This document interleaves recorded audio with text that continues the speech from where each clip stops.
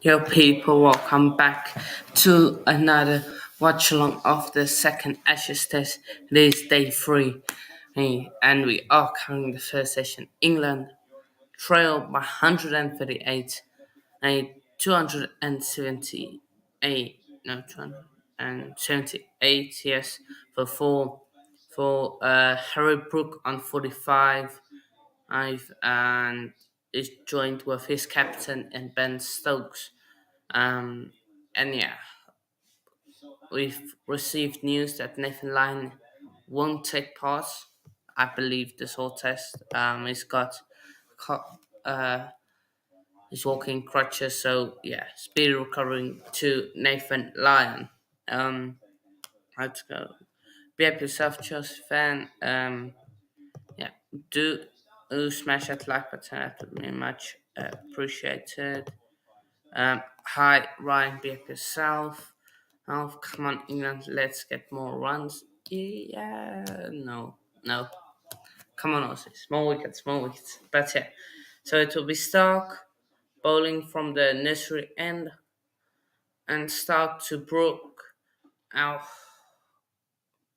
ball did not swing in as much day to the right hander. So, yeah, but first of all, it gets off strike Brook there. Now it's Stark versus Stokes.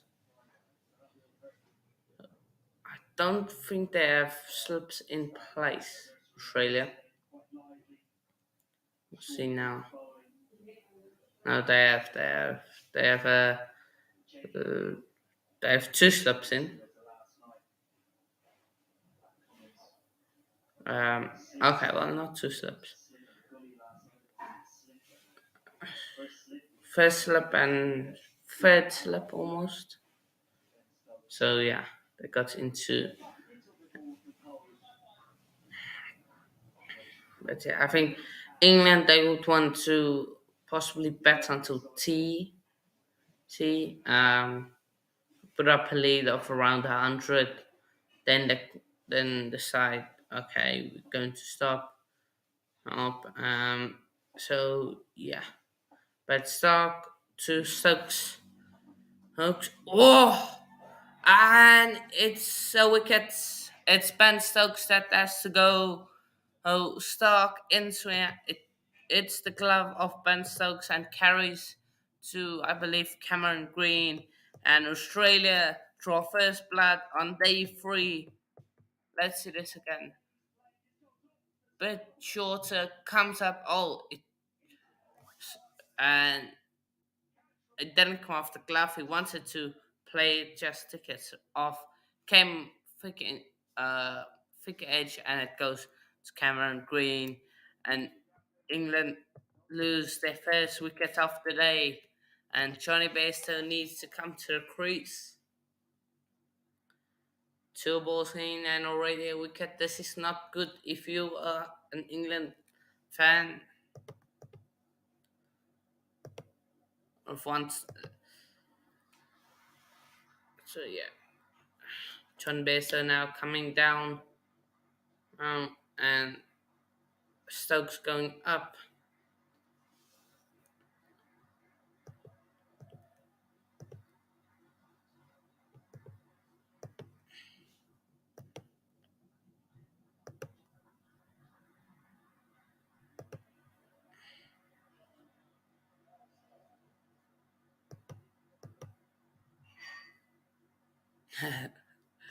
Yeah, nah, look.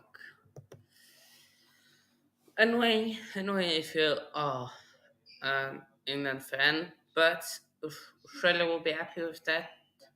They know how important that wicket off Ben Stokes is. Now Johnny Bairstow, it's going to be big ask of him. Him and Arbrook need to get most of these runs because they don't have a deep batting lineup with Ali not there. They got Robertson next, Broad and Anderson. Then who's after? Um, and Josh Stung, of course, also. Yeah, brilliant side. If they can pick up Johnny Basin in the next year overs, they will also be very happy. But again, Cameron Green with a great catch. With a great catch. Yeah, yeah, of course. So yeah, they got. So it's had two right-handers. It's Stark against them. Stokes dismissed for 17 runs.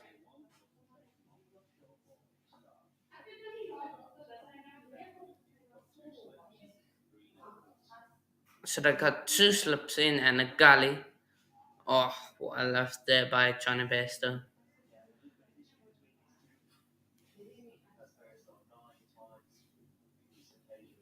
So Stark has gotten Bairstow 9 times previously, so he's got a good record against Johnny Bairstow.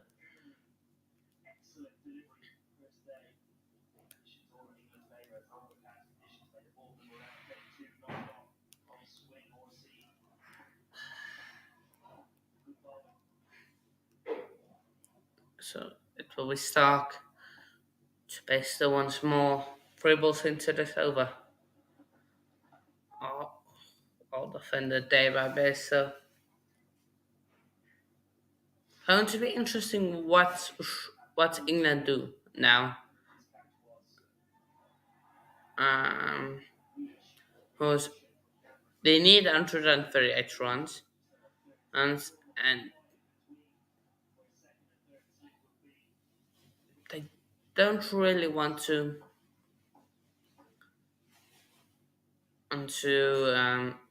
bet that long because they still need to get Australia out and then bet again. So how do they do it? And that shot is played down the hill, and it will be a boundary for Johnny Bear, so it gets off the mark.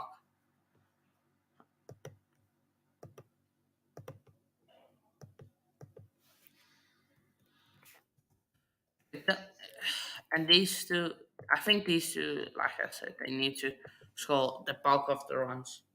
It's really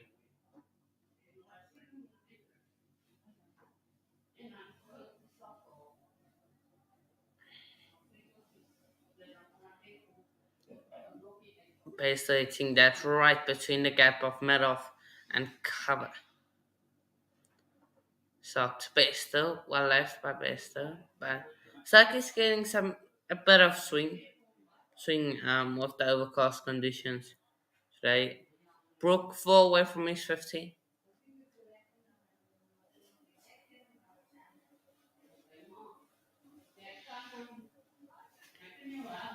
So yeah, that's overdone. 28345, eventful over, boundary for Basto, wicket for Stark, get dismissing Ben Stokes. Monks, and yeah, if you look at the batting play, like I mentioned, you've got Shred Broad, you got Ollie Robinson, Josh Tang, and then Jimmy Anderson. So not a lot of batting to come. Broad he can eat, but he's not someone that will bring you 30 or 40 runs on maybe like a decent 20. Robinson in the same line. I don't know about Josh Tang. James Anderson, he might get to 10 at most.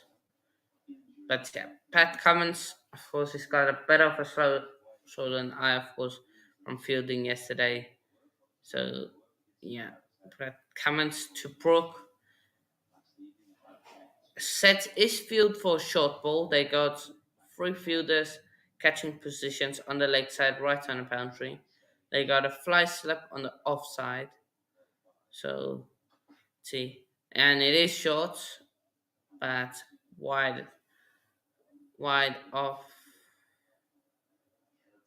wide, not a short ball that he can play with Dave Brook.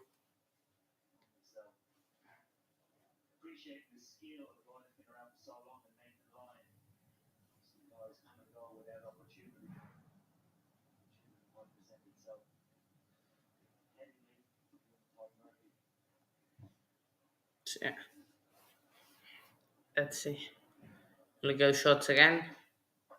Yeah, it goes short. Brook pulls it, but it bounces right in front of Smith. So now it's base. Those they will set the wife now slips in. it's a big ask for the fielders to move all the way from the.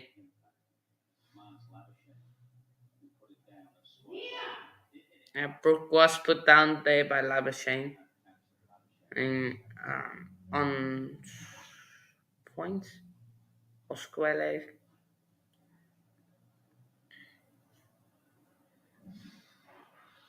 Difficult to catch, but should possibly it should be safe. But yeah,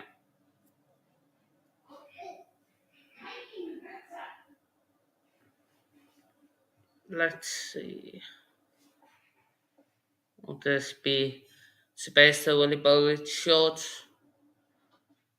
Nope. That's it. Like I said, for Besta they're going two slips and a gully, and for Brook they're going to bowl him short. They're going to pep him with the short ball there.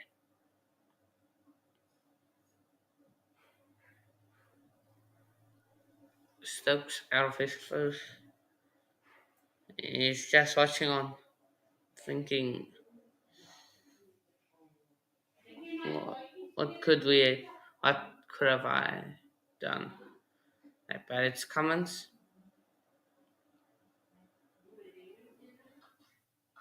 Space though, well defended, well driven, but straight to the field. I saying be up yourself.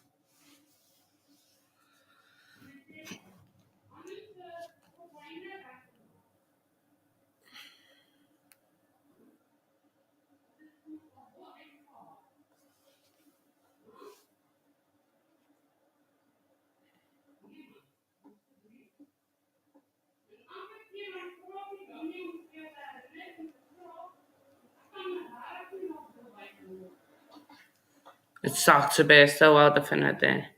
Ben Stokes was never gonna make beyond 50. His knee. Yeah, I get that, but he could have maybe gotten 40, 50. Yeah, yeah, I saw that last night. Gutted. For for Ziyech and for us, like it's money, and it makes our process of course harder as well. Because now we gotta figure out what with that's what's going to happen there. But I think it will still happen. It will just take longer. Baby, as we are getting close.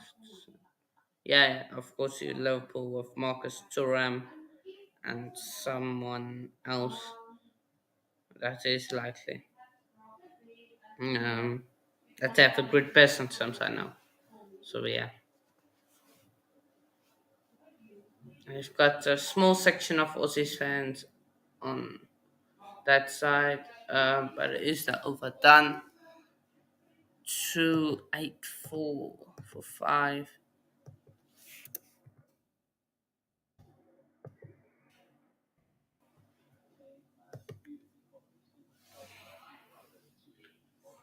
Brook 3 away from his 50.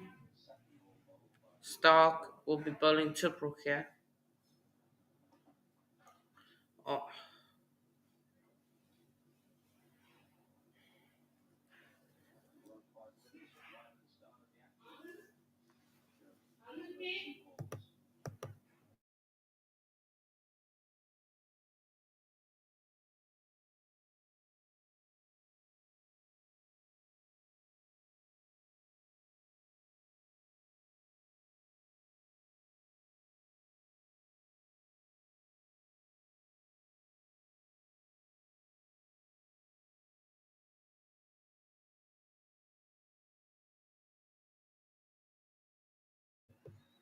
quick single day from Brook.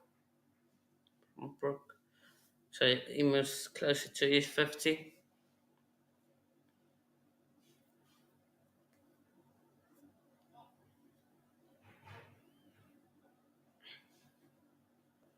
Slow start for England. Slow start.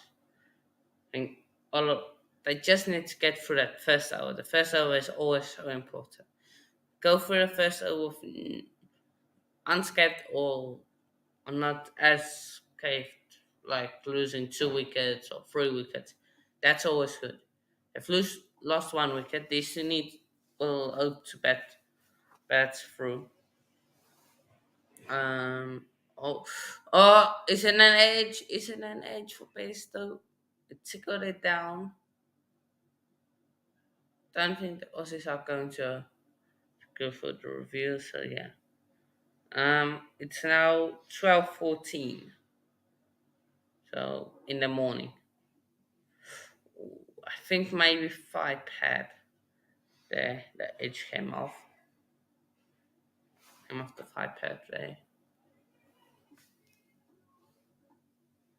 Yeah. So I'm an hour ahead of the UK basically.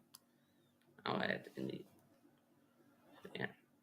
Stark, well driven by Baser, but straight to the fielder there. Straight to khwaja, who is the fielder there.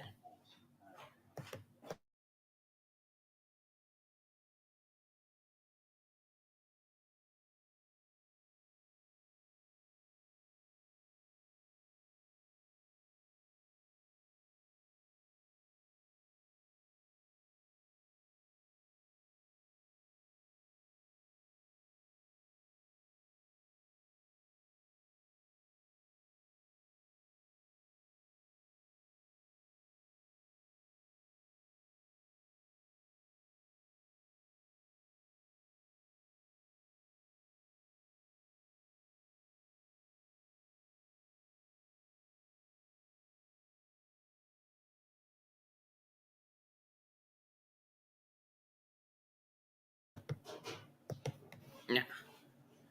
Um,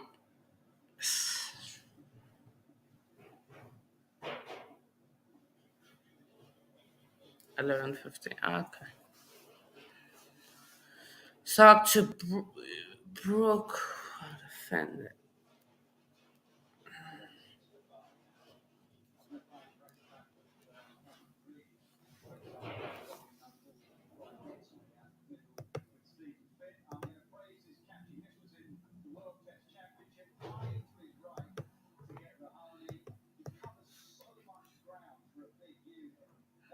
So, it's 286 for 5.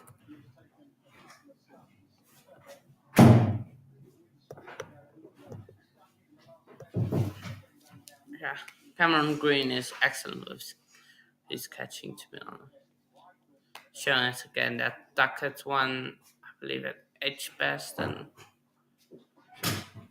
oh, uphill day on base though, but always going down that.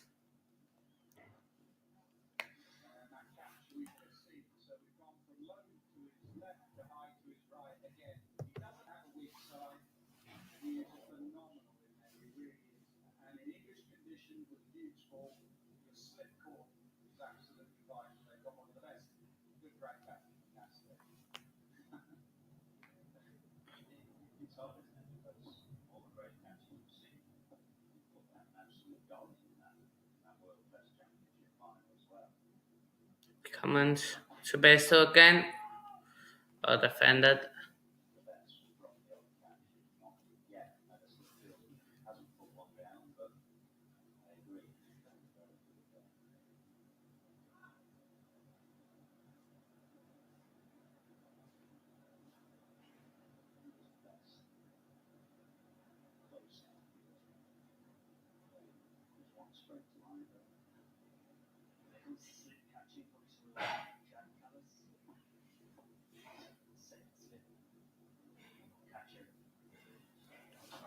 Comments. Oh, it bounces base though, but that goes way above him, and it will be called a wide.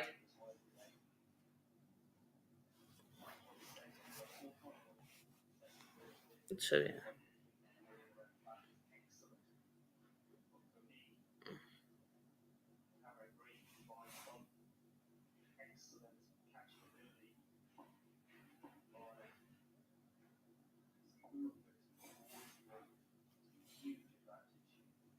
Best comments to base though. Got an inside edge there, base though.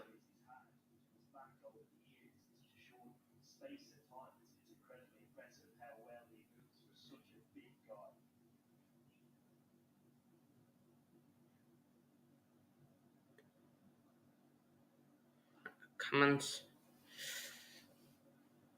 not getting much swing. I don't think that slip cordon is really in play with the balls he's bowling right now. He's angling it in probably need to angle it away a bit to bring them in play. Now run.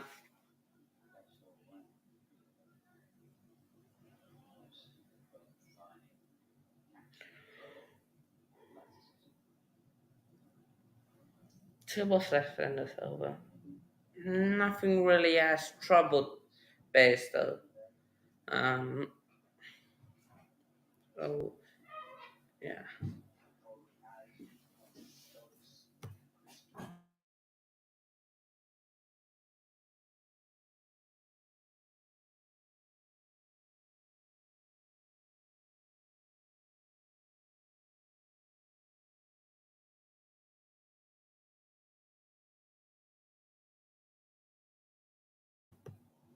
Defended there by best though. Still nothing to speak heavily on. Oh,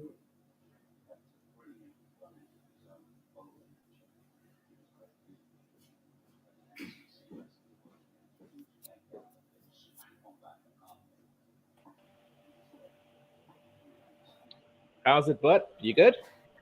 yeah, I'm good, Hello, money. How are you?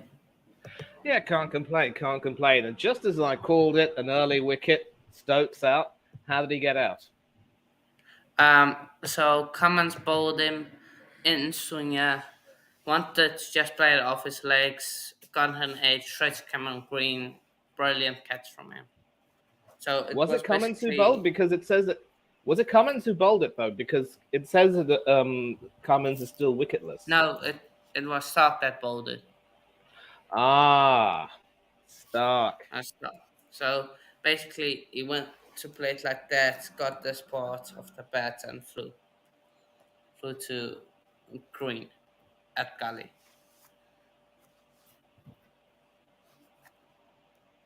So a lefty to a lefty. Not really Yeah. surprising. First over of day So, three. Oh boy, oh boy, oh boy. but it's Stark to Brook. Oh, short ball and almost an edge that carried they through to base. So game plan is clear from England. Sorry, from Australia. Um, short balls to Brook and non-short balls to base though. Um, both will try to get the edge or the LBW. So yeah, Yeah, but for the problem is now that for Stark, you say he's sort of trying to bowl bouncers to Brook. There are no slips. Or maybe he doesn't need a slip with a ball like that. Boy, that was a snorter. And Stark has been expensive, nearly six and over off his 14 overs. But I suppose picking up two wickets means that he's done the job he was supposed to do. Although one wonders if, given how much he strayed with his line and length, maybe he shouldn't have been picked ahead of Scott Boland.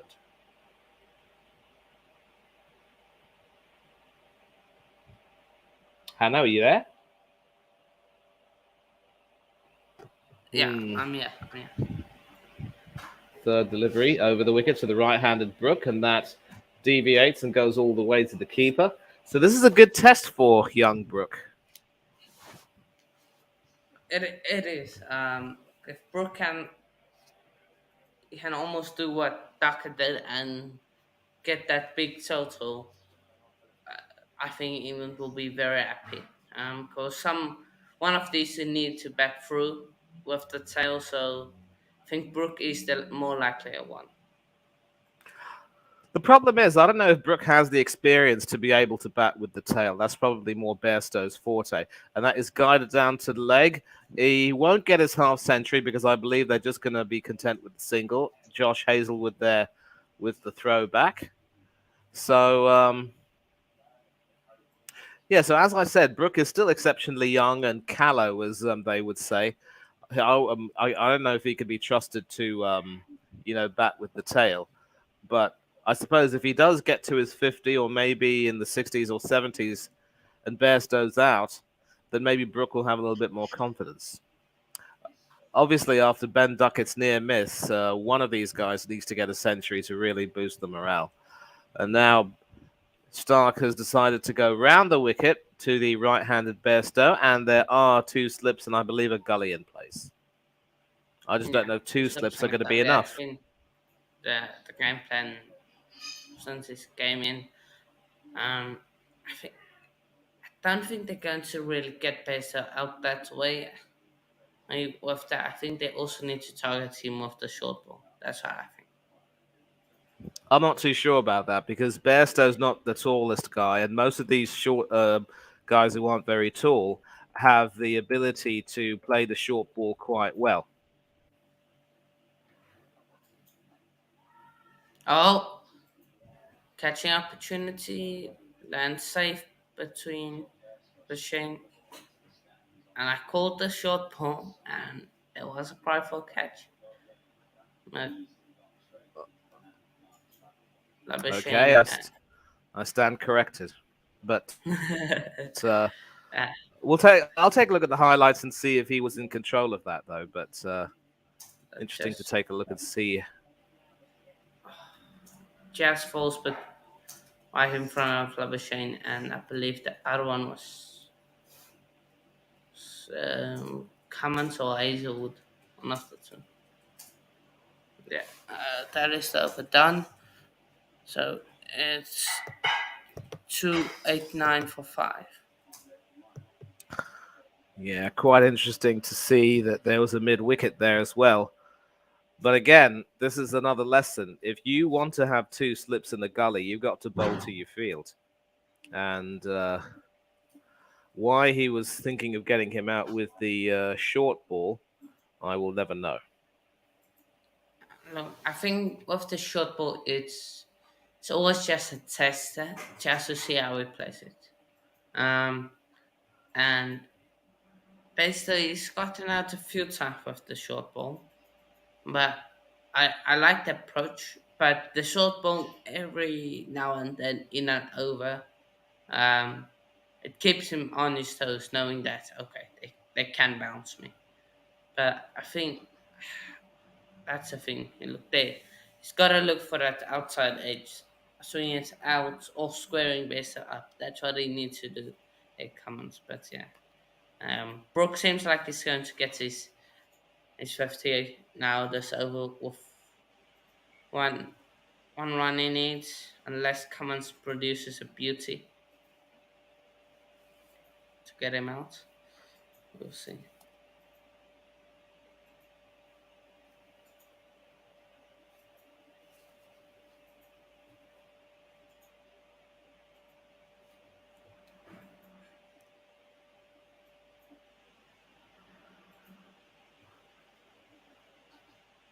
Oh, bounce a day from Cummins and almost just fell short. But I think they're going to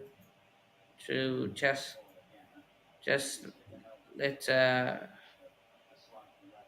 medics come and did hit him on the helmet, so they're just going to check for concussion. Um,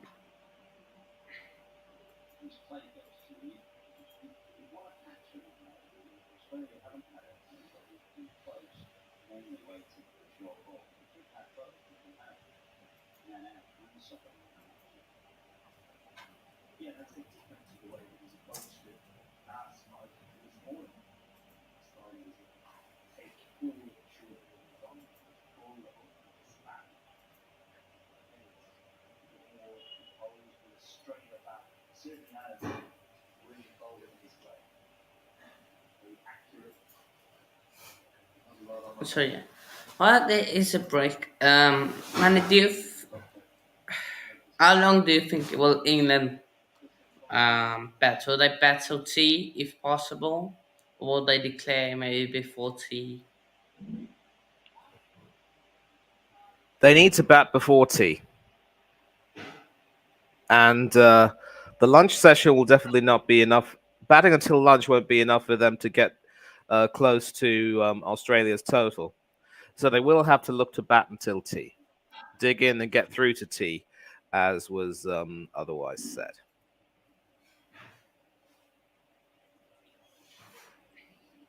Yeah, yeah. That's what I'm thinking. They can bet till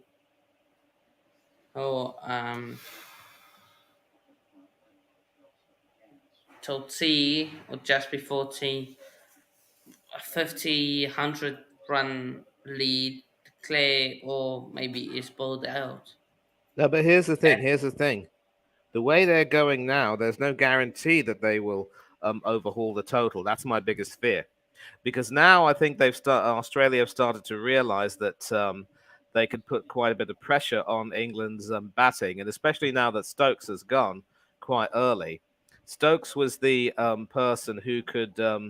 I mean, one of the people who could certainly take the match away from them. Everyone remembers, of course, the Headingley innings. But now that he's gone, a lot of pressure will be on Bairstow to provide support to Brooke. And Brooke also will be expected to try and break free from the shackles, but he's quite young. Maybe his exuberance gets the better of him. I really don't know.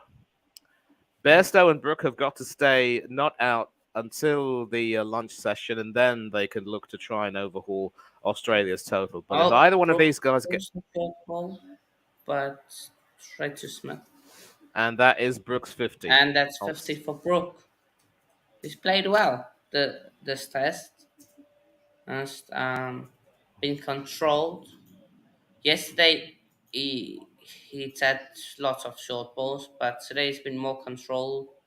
So I think if he can stay there till the end, England got a very good chance. So and exactly, Ashes exactly. 50, always good to get that on your name. Four fifties and four centuries in his nine test matches. What a record this young fella has had ever since he's made his debut. And now back to two slips in the gully for Johnny Bairstow. Cummins over the wicket. And that is also very well guided down to the, I believe, square leg region. And that will Um, be just another single. I So I saw this one, this. The sorry. I saw this interview, and the charges are actually already resolved. It's just stuff they are making up. I'll just be back, Hannah. Give Um, me a minute, yeah? yeah, no worries. Um, yeah, the charges, it's stuff that's already happened.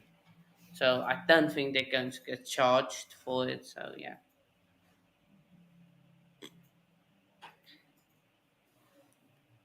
they just moving the side. The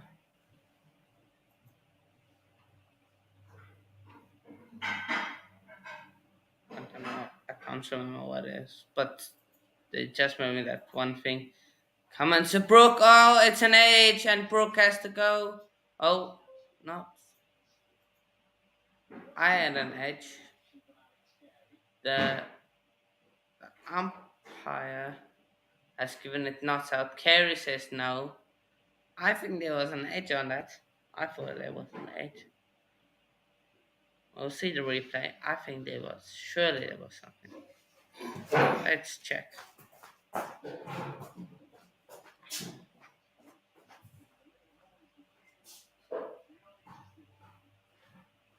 Oh, there is a noise, and I believe it's bad. No, no, it's not. So good call from Carey. So the noise I believe was from must have been the foot stretching. So well done not to carry there.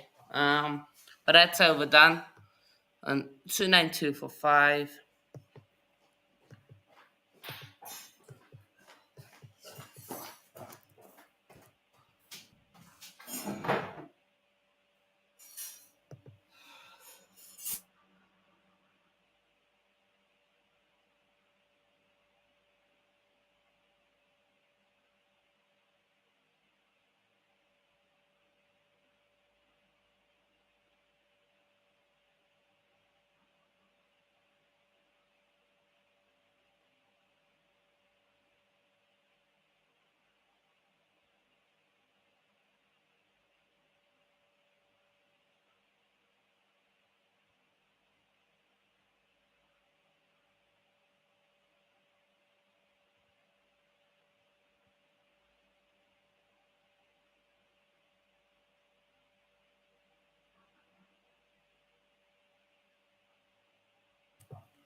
The field now looks like going to all short to both of them.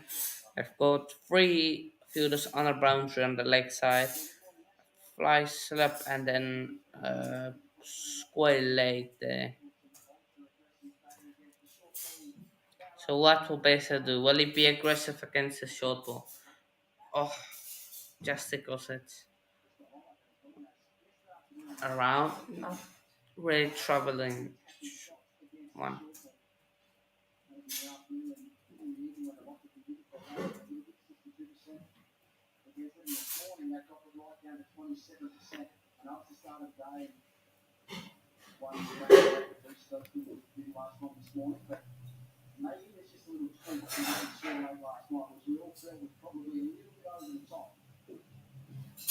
So, Stark and to Brook. So the amount of times England have played the short ball has come down since yesterday. Last, so yeah, oh,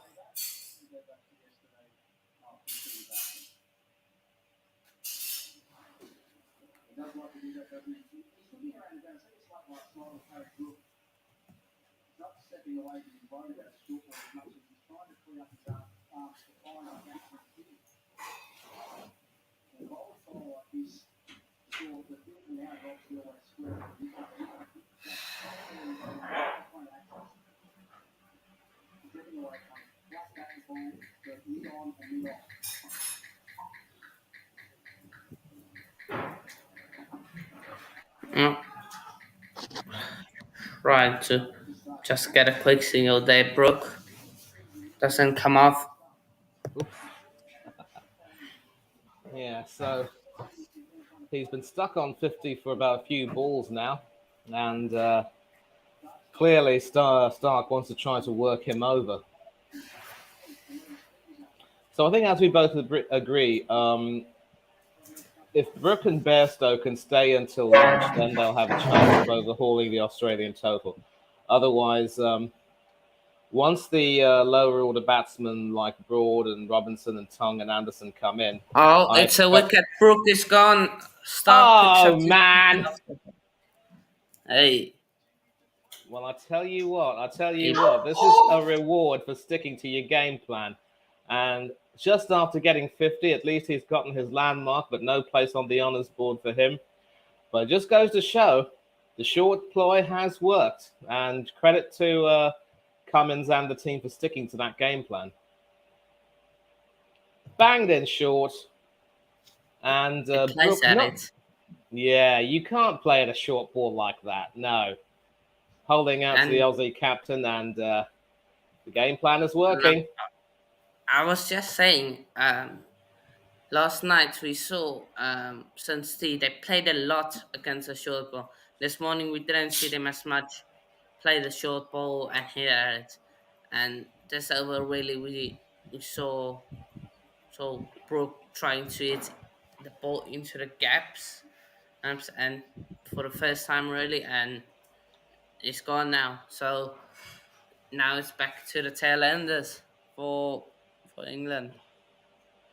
Exactly, that's my biggest fear because Bairstow has only just come in, and it'll probably be Stuart Broad as the only recognised batsman among the four. I still prefer to say batsman because calling them batters makes it like baseball.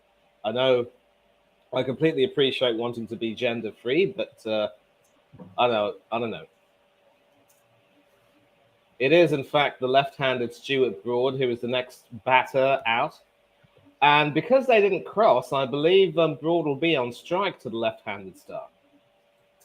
Yeah, I think it will be. Yeah. And So best its of best is 160. 169. So by that's in 2010. Yeah, 13 by the way, years. Chelsea fan, big up to you. And yep, you agree they need to bat before tea. You said it was better, but now you're worried. Oh, and I did Yes. have to leave while you were talking about Piers Morgan, but I didn't want to listen to that. I despise that guy. I can't be bothered with what he has to say. And yeah, you could see that he never got any sort of control on that. It was an ugly swipe, and Jeffrey Boycott in the stands is not a happy chappy. Yeah. I'm going to try and get the. Now, it's a left-arm bowler to a left-handed batsman, and Stuart Broad is actually quite tall himself. Now, or defender there by Broad. He wanted to there based just thinking like joke there. Just going Yeah. to check where I saw that thing. His father, Christopher Broad, was also a left-handed batsman, but he opened the innings for England, one of England's best players and batsman of the series when England won the Ashes in 1986-87. That series was a brilliant series for England because they won the Benton and Hedges World Series Cup and the Perth Challenge as well, the one-day tournaments. Last ball of the over, it will be Mitchell Starc, and Bairstow is not happy. Of course, because my tip telly's off, I can't really hear what he's saying. Um, no, I think it's just field placement. I just want to check that again. Um, Okay. oh, at least that's Ooh, not yeah. that better. Yeah, and for Harry Brook, who's now back in the pavilion, that is how you try and stay away from a bouncer. You don't need to try to swat at everything. It was coming towards him, so the shot that he played, which is effectively a swat, didn't really help him that much. Oh.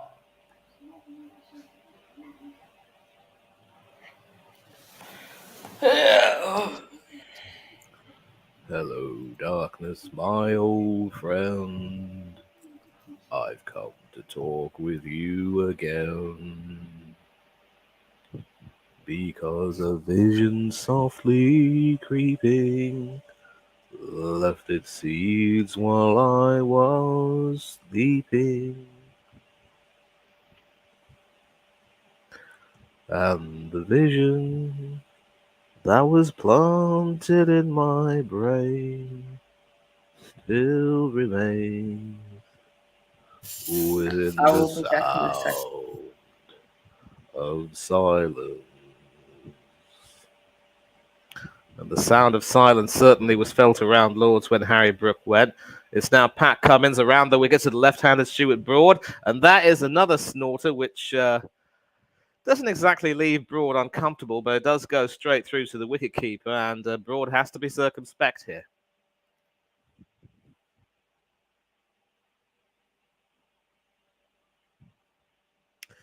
All the visions that England had of Broad being a potentially great all-rounder dashed eventually, but he'll always have that century against Pakistan.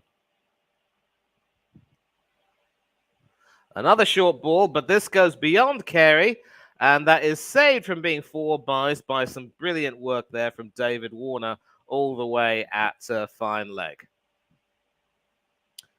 So, once again, Broad being given a working over with the short ball.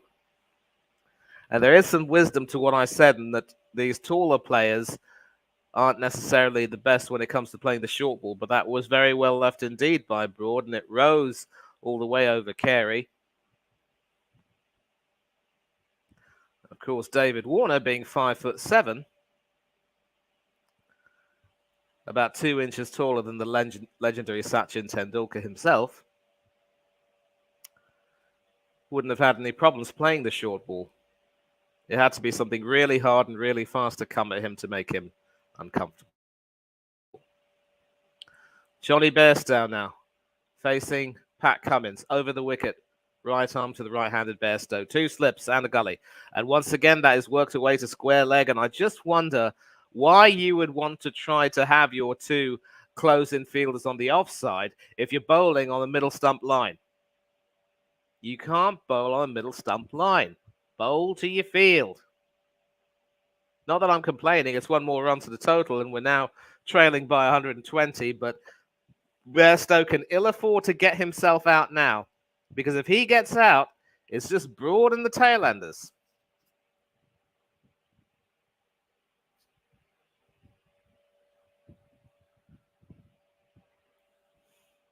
Cummins over the wicket to the left-handed Broad, and another short ball that is well fended all the way to...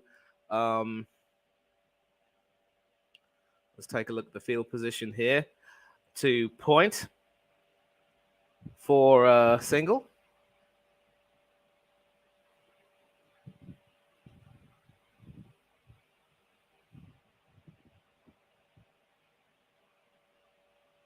Cummins has been reasonably economical, about 3 and over. Less than 3, in fact. Let's see if you can keep this up. Once again, 2 slips and a gully. Does he bowl to the offside? That is the line you want to bowl when you set that field. End of the over, and England are 297 for 6. Oh, not the end of the over, yes. He still has another delivery to bowl.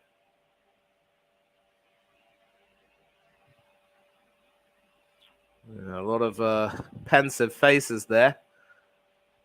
Stokes and David Saker sharing a laugh. And Bairstow wanting the signal to retain the strike, but Broad says no. And England are 297 for 6.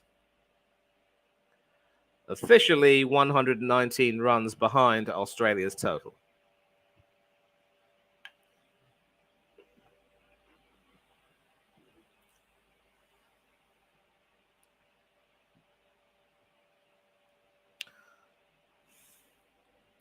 Let's take a look at the BBC Sport website and see what a lot of people's reactions to the dismissals are. Stark running through the middle order. Stark raving bad.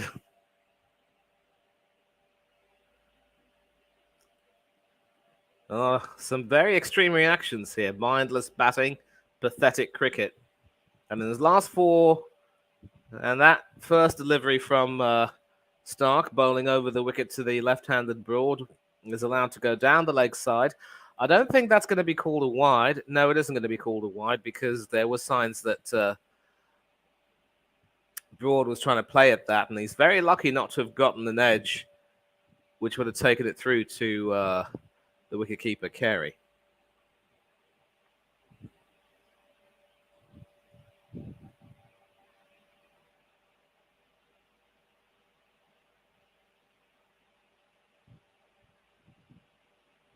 And there is clearly a silly point fielder stationed over there in the hope that a catch could be feathered. I'm not too sure who the guy is. Is that Matt Renshaw, Yorkshire born, or Middlesbrough born, or whatever?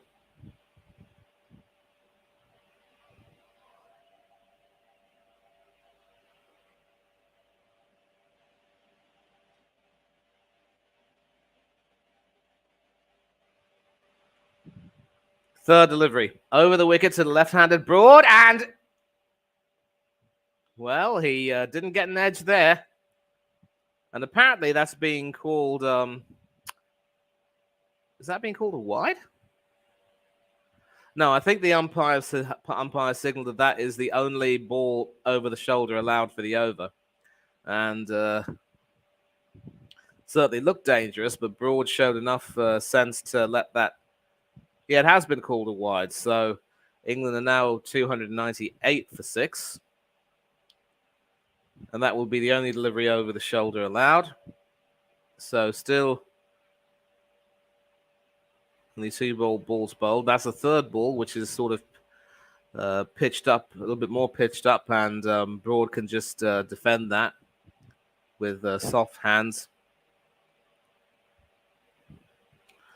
And clearly, I don't think Stark is trying to find any kind of an edge. There is a gully fielder, but there are no slips between him and the wicketkeeper, Carey.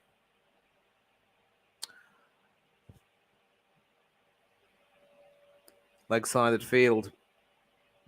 Backward short leg, fine leg, and square leg. Oh, that is a brilliant delivery. Very well pitched up, but also very well defended by Broad. And Mitchell Starc, having had a dreadful beginning to the test, taken 3 wickets in his last 6 or so overs. So I stand corrected. But has he been no-balled? Oh boy, oh boy, oh boy. Well, it's just as well that he hasn't taken the wicket. Because if that wicket had been disallowed for a no-ball, Starc would not have been a happy chappy.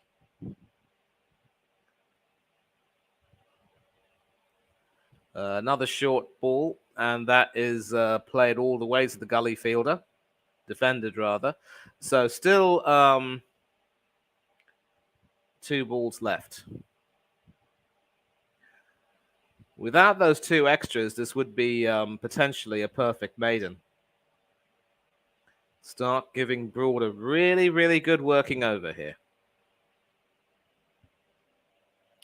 And yeah, Renshaw is in fact from Middlesbrough, having been born, brought up there, but obviously moved to Australia. So still has the UK passport, I think. 2 balls left. Starc to Broad. And that is half defended, half played all the way to mid-wicket. And another dot ball.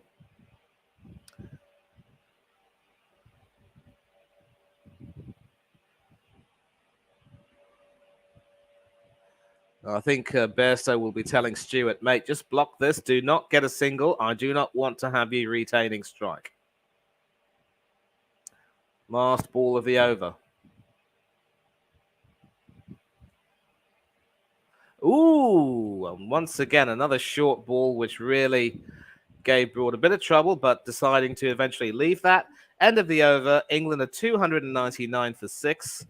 And it will be Bairstow back on strike, but Starc is really, really pumped up right now. Yeah, he is. He wants to get this wicket off Broad. I think the wickets off Broad is the key one, because they don't want Broad to stay that long. Yeah. Maybe even Bairstow could be another one. To me, Bairstow is more of the danger man, because in as much as Broad has had a pretty decent record with the bat, for his talent and application, he clearly could have scored a lot more runs for England. And I think, as I was saying, all hopes of him being the next great English all-rounder were pretty much dashed when he started getting out in some of the worst ways possible following that century against Pakistan. It is Hazelwood now back into the attack, also quite expensive at more than 5 and over. I wonder what more he can do. England 1 short of 300, and it will be Josh Hazelwood over the wicket to the right-handed Bairstow. Easily defended.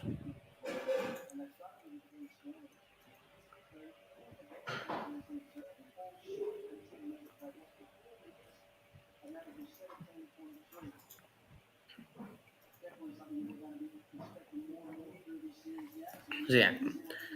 England will need to find a way to play the short balls, and how they're going to play their way if teams bowl the short ball.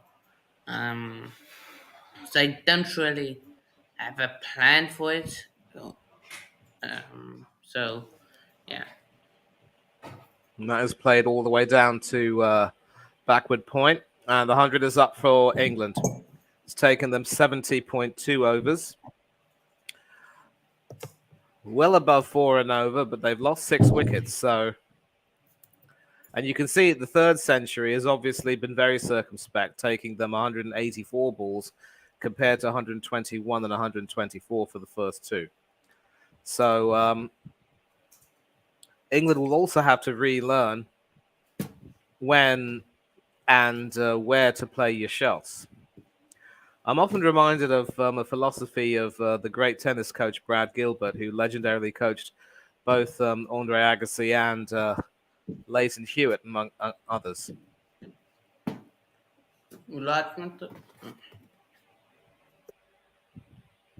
Yeah, I'll come to that in a minute. Hazelwood over the wicket to the left-handed Broad. There is a short leg in place, and that's sort of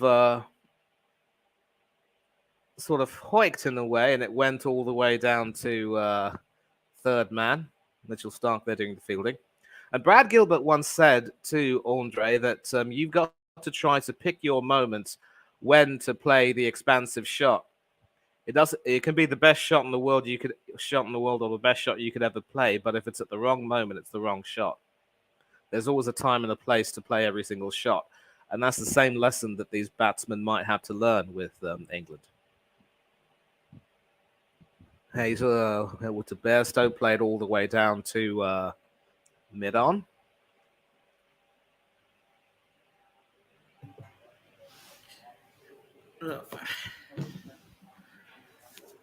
Approaching the first hour of the Swiss innings that is going to be over, I think England will be happy with the first hour from them, but we'll see. Will it be give them even more fruit this first hour? So probably 2 hours left. I think Australia are going to be a lot happier than that, then, mind you.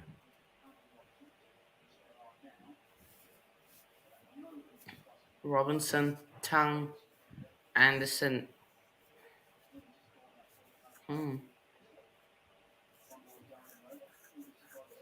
Could be.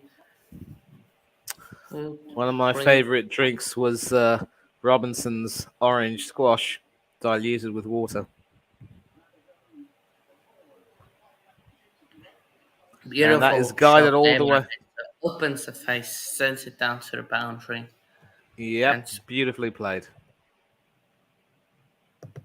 305 or 6.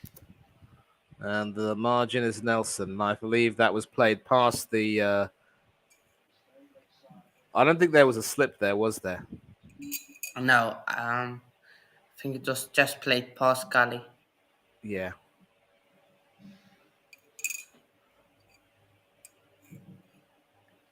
Cameron Green now. Because he's been very expensive with the short ball. With the no ball in most cases.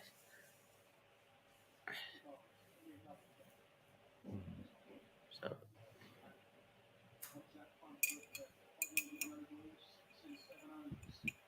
he's bought 6 no balls in 7 overs. Who's Stark? No, Green. Ooh, Green, yes, Green. It's not easy being Green, is it, Cameron? Oh, pull shot by Broad. Oh, not. So, I think it's a torrential. Yeah, so you can see that that's one of the reasons why Broad never really developed. I think he just started to consider his. Ooh.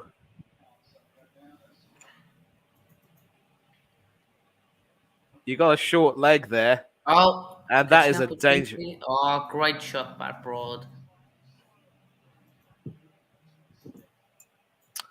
Yep, all the way down to the extra cover boundary.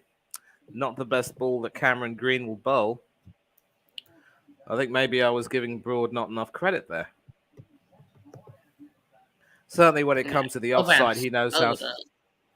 Yeah. Certainly when it comes to the offside, Broad knows how to play his shots.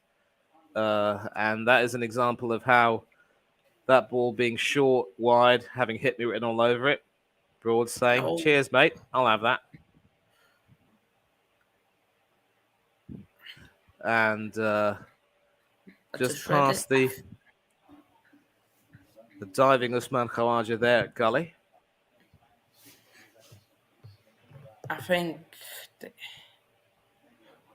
I think Australia can sense something's going to give right now.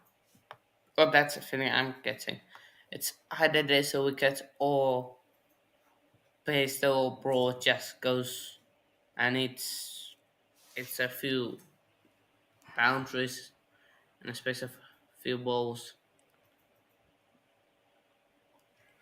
Yeah, well, Australia needs to be careful because a few boundaries could give Bairstow a lot more confidence. We all know how what a quality batsman Bairstow is. Once he gets going, doesn't take very much to stop him, and that is, of course, well fielded by the diving Usman khwaja there at mid wicket. I remember just seeing Warner and Green standing together near the third man area. The height differences, my goodness gracious me.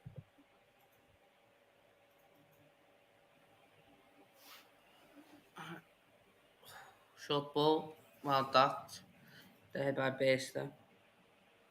Yes. And you see how Bairstow is not quite as tall as Broad, but he has a perfect center of gravity, good balance. You know when to duck when the ball is a little bit too ferocious, and also how to stand up and play that. Yeah, most of the best players of short pitched bowling have always been, as I said, shorter than average or average height. Average being about Oh, 5'10 ish. Bairstow to off his legs straight to Rubber Shane. That's overdone. And that's what it drinks now. Speaking of drinks, got one right here. Pepsi Black, sugar free.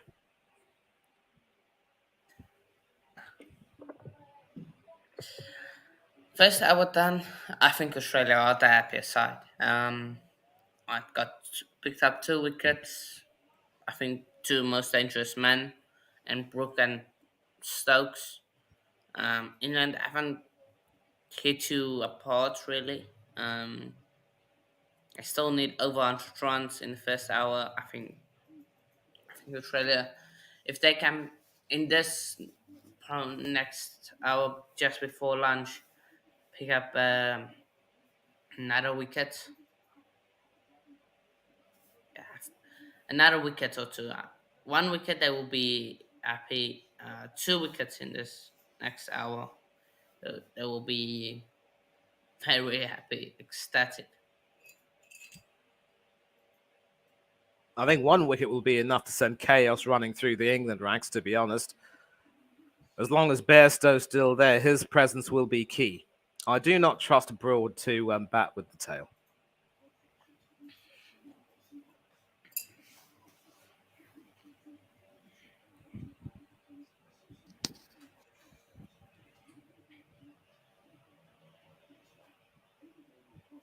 The I can see it too.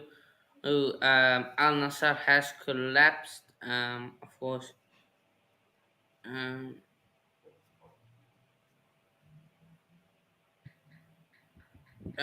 it falls through of disagreements in terms of the contract. So yeah, and I think also his injury, his knee injury. So yeah, By the way, the 100 is starting on the 1st of August. I wonder if you're going to do any watch alongs to that. And I just saw that wicket of Stokes. That was an absolute snorter, which got him. And then, of course, that ugly swat from Harry Brook, which saw him hole out after getting his half century. And so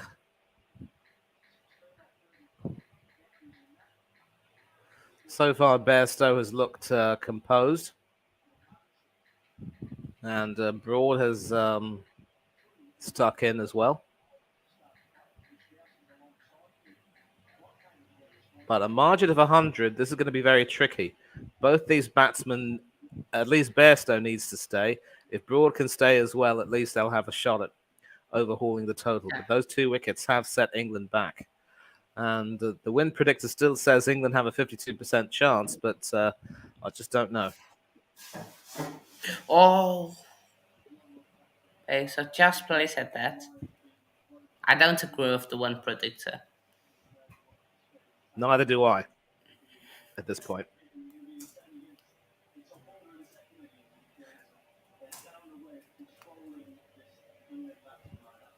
was 52-3. I don't think that's they realized that after after these two, they're right into the Thailanders. Robinson, Town, Anderson. Oh, catch and Beso has gone. Hazelwood gets his man straight to Cummins, and we said we don't agree with the win predictor. How has that switched now? Well, we'll find out how it's switched, but once again, just everything that Pat Cummins has touched so far has turned to gold. And you can see that those two key wickets of Brook and Bairstow, he was the one who caught it. And Hazelwood, who was tonked around at the very beginning, now has his reward. The dangerous Jonathan Bairstow is now gone. A dolly of a catch, really, to, I want to say, mid-wicket or mid-on or whatever. Probably more mid-on than mid-wicket. And 36 balls for 16. He should have stuck in and really guided them through. But England are now in a huge spot of bother. And 311 for 7. A long way from here to heaven. Yeah. And now it's Robinson and Broad. If if England, if Australia go into their second innings where they are batting with a lead of 80 plus, that is massive for Australia. Especially as I don't know if England will use the short ball. Really, because they don't have that excessive pace. So use the short ball really well. They got Broad. Anderson is 40. Robinson doesn't give you that much pace. So does Tang. Um, so we will see what happens. But in that, they This is need going to be a 125 really, runs to equal this total. I suppose,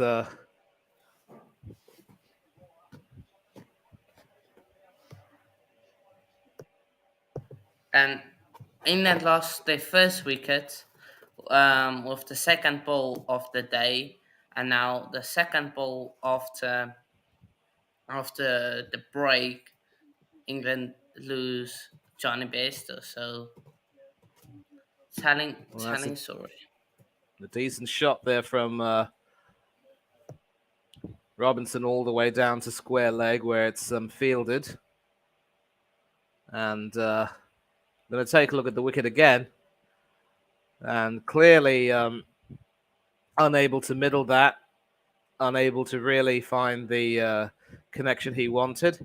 And it sort of popped straight into Cummins' hands. And he's just saying, he just can't believe his good fortune at the moment. But we have to credit the Aussie captain for the way he's led his men and the strategy he's applied. Brilliant work there from the skipper. And Hazelwood has his second wicket. That should be called a wide, really. I don't know why it hasn't been called.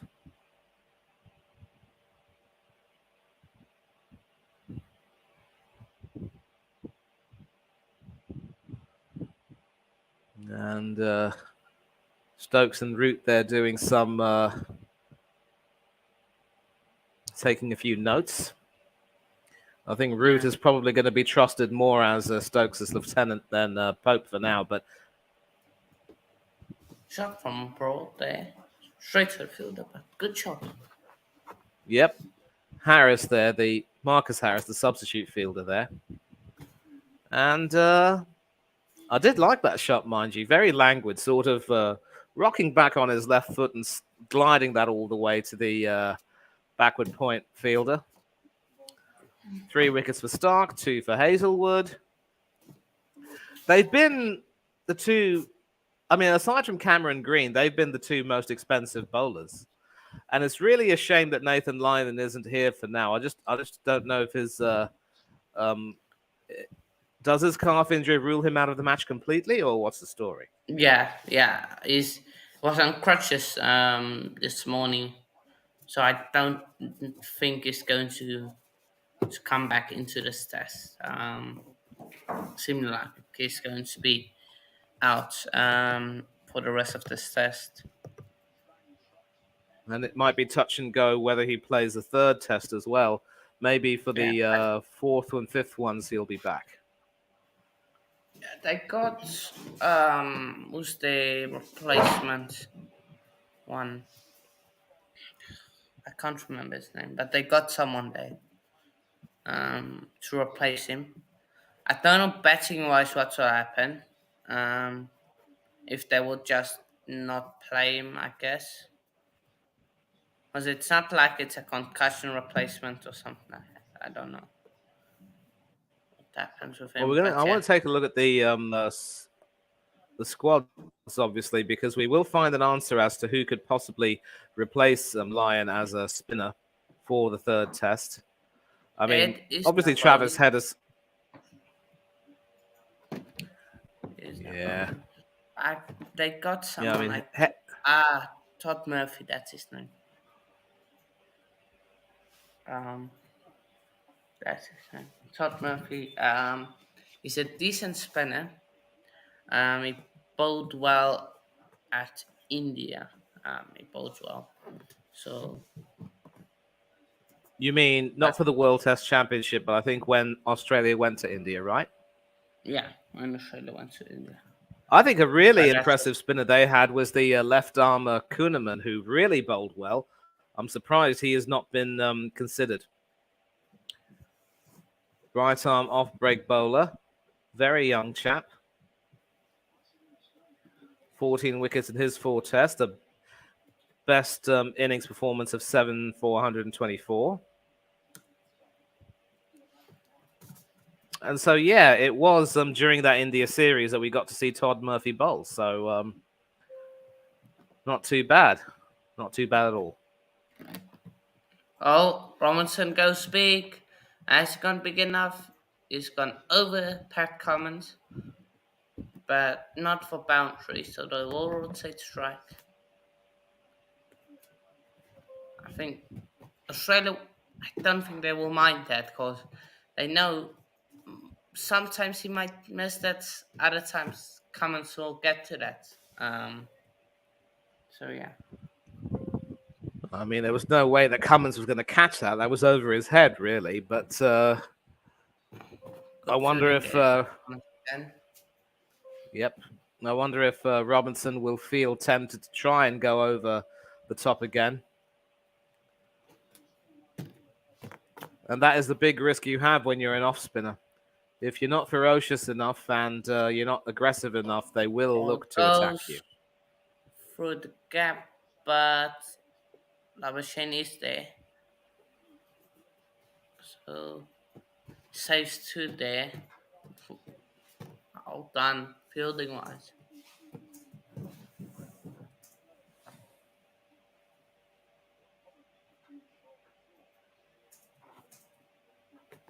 Yeah, that's over done. 6 runs from that over.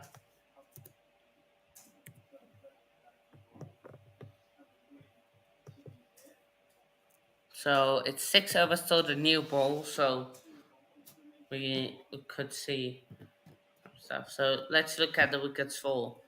On 91, the first wicket fall of Zach Crawley on day 2 in session 2. Then Ollie Pope fell, and then Roots, and then fell in the third session.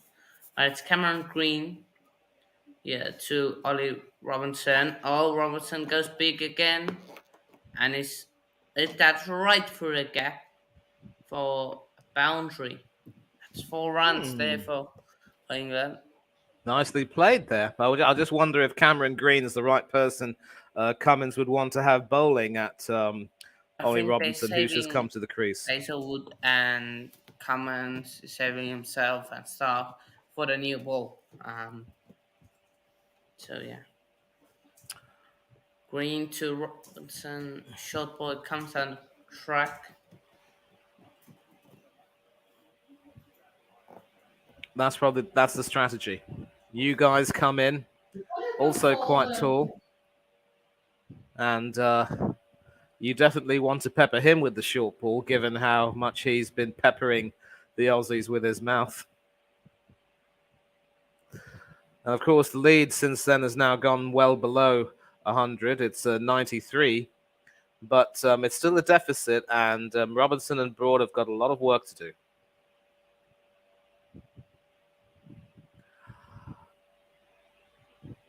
I think he was saying about a possible lead of 80. I would say that the way these guys are batting, they could possibly, between the four of them, Broad, Robinson, Tongue, and Anderson, snip about maybe 30 or 40 runs. So a lead of 50 or 60 would not be small potatoes either. But that would mean that Warner and Khwaja will definitely be on their guard to make sure that they play very, very well and do not provide any opportunities for England to slip away at that lead and lose a wicket at the same time and get any wickets at the same time.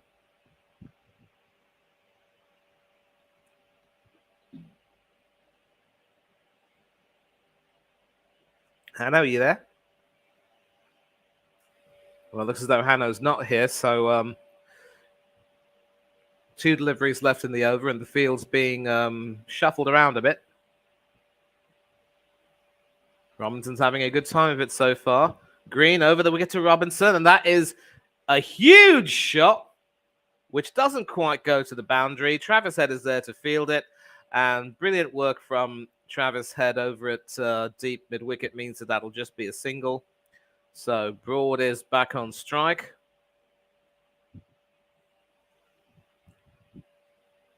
And Robinson is definitely determined to try to continue making some sort of a mark on the pitch in the series. Off the field, of course, he's, as I said, been a bit overactive with his mouth.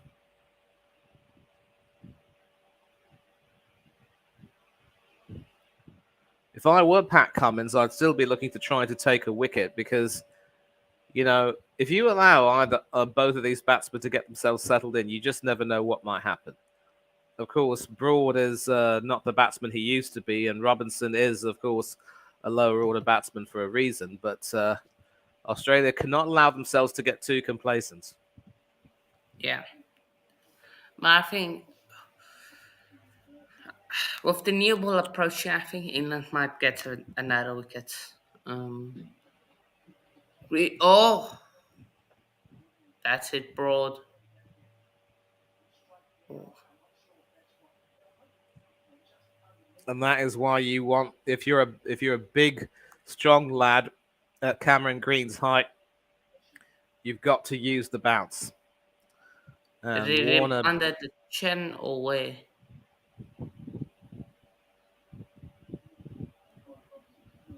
might have hit him on the grill, certainly near the chin. We'll see. Should be fine though. He'll shake it off.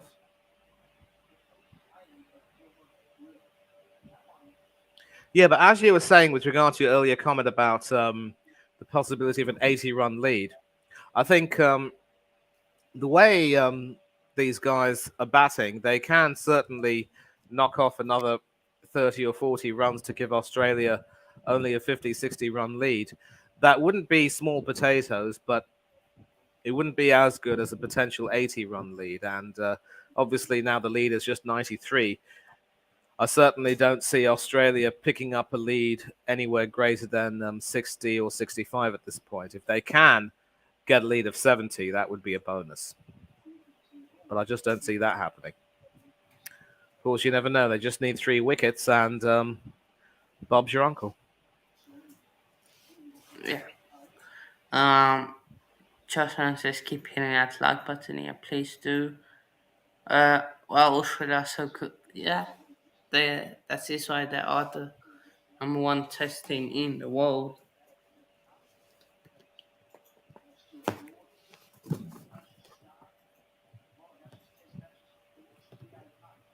It looks to be okay. I don't think it's 100%. I think it sits on the jaw just under the grow of the helmet, so we'll see.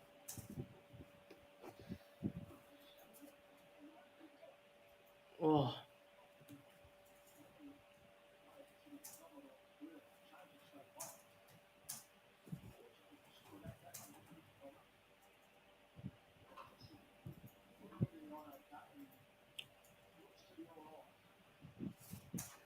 true. But that was the over, so it's free. I needed to pick up a wicket just for his confidence. He can pick up a wicket, yeah. Who? Travis Head. Yeah, listen, he's not going to be that type of bowler who can really, take a wicket unless the batsman gets a bit greedy or plays an injudicious shot. But he's done a really good Draw, job. Time and it is a wicket. Robinson goes edge. could very nearly have been a stumping. My commentator's curse strikes again. Or Hanno, well done, son. You called it. And I said it doing a word of confidence. You said it wouldn't. It's not such one, and yeah. No, but I did say that it would take a really injudicious shot to get out to Travis Head, and Ollie Robinson is not the person you want to be playing that sort of a shot, given everything he's been saying and the needle he's been giving them. Completely losing his head off the bowling of Head, going down the track, and that very nearly could have been a stumping, mind you, but maybe the edge itself was enough. Why stump him out to add more fuel to the fire? And of course, even if he had been stumped out, I think the nick would have been the first mode of dismissal. So anyway, a stupid shot to play under the circumstances. I did say that Head could get a wicket if the batsman got greedy and played stupidly, and that's exactly what Ollie Robinson's had done. Fancied himself a big-time batsman. He's certainly no Ollie Pope. And now, the guy who did a pretty fair amount of damage with the ball in Josh Tongue will be at the crease. And I want to speak a little bit about Tongue because I was having a discussion with Kenny Ken about England's new ball bowling tactics in Australia's second innings. He did say, and I think you obviously agree, that with the new ball, it doesn't swing, but it seems quite a lot. To try and get some reverse swing the way Waqar Younis and Wasim Akram used to do, we'll take a look at Tongue's first delivery. That is how you play a delivery like that. You do not dance down the track. The folly of Ollie. Yeah. But just back to my question. Well played by Tongue there down to mid-off for a single. Got an off strike, and now Broad is there. So we could now see Australia have a fairly big first innings lead, and all because of some stupid shots there. But with the new ball, it does seem a lot. But could there be a potential of reverse swing if if one side of the ball gets completely roughed up but the other one is rather new? Could there be some potential for reverse swing which Tongue can probably exploit? It's another wicket. And the sun is Oh, man. He's going to review. Probably thought it might be going down leg, but we're going to take a look and see that. Broad has done the right thing. He's got to try and review, but the Aussies do look quite confident. The umpire's decision was very quick. But back to my question, what do you think about the possibility of reverse swing and if Tongue can exploit it or not? I don't think in Australia's second innings, I think when England bats again, I think it could reverse swing. That looks plumb to me.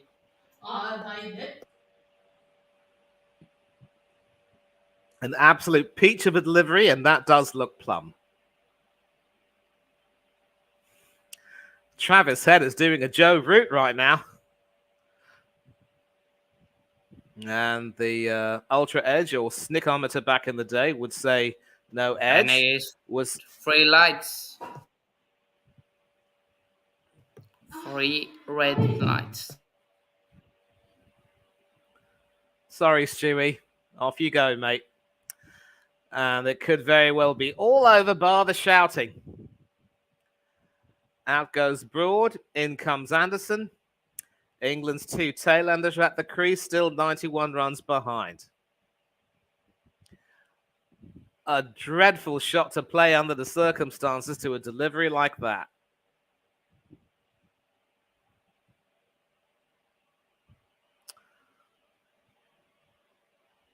12 off 24. And it looks as though that Australia could potentially have a spinning replacement, so they could play an extra batsman. Yeah, it could be the case. But we also could see Australia still bat in this first session. So it's still um, um 34 minutes still left. So could we see a Australia still bat? I think we might. James Anderson, Josh Tang. And we I just don't saw think Anderson sticking they his. they really your first choices or even your second choices when you want to They'd be my hit some first mark. choice bowlers, but definitely not batsmen. And Anderson there has a best of 81 versus India at Trent Bridge all those years ago, but an average of 9.19 says it all. Here's a quick riddle for you. When is a batsman not a batsman? when when these when's batsman are a batsman when they are 9 down on 325 and try away 91 runs. Nope, not quite. Think about this. Use some cricket terminology. I don't know. A batsman is not a batsman when he's a rabbit. Yeah, true.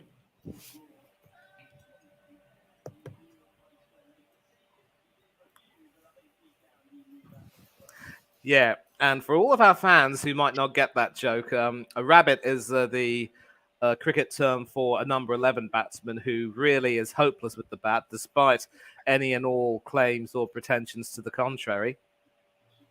And so, if someone he can't be a human being or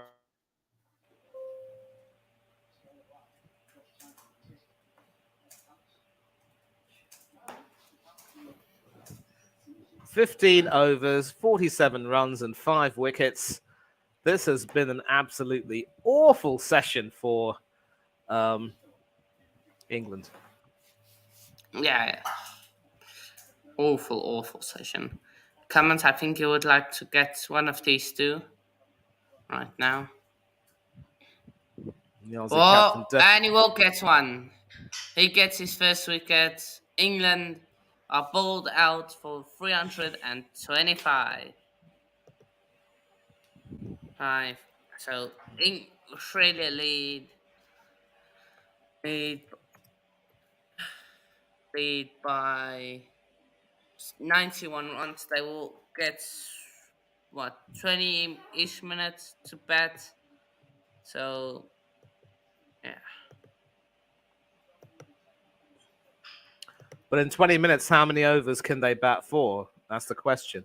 And a well-placed Four, short ball. four, three. Tongue would have been best advised to sort of let that go over his head.